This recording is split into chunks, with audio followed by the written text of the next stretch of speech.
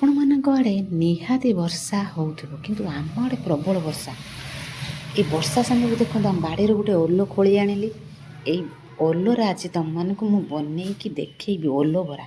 ଓଲକୁ ଦେଖନ୍ତୁ ମୁଁ ଭଲ ଭାବରେ ପରିଷ୍କାର କରିକି ଧୋଇକି ଖଣ୍ଡ ଖଣ୍ଡ କରି କାଟି ନେଲି। ତାପରେ ତାକୁ ପାଣି ଲୁଣ ହଳଦୀ ଦେଇକି ଭଲ ଭାବରେ ସିଝେଇ ନେଲି। ଦେଖନ୍ତୁ ଓଲ ଆମର ସିଝିଗଲାଣି।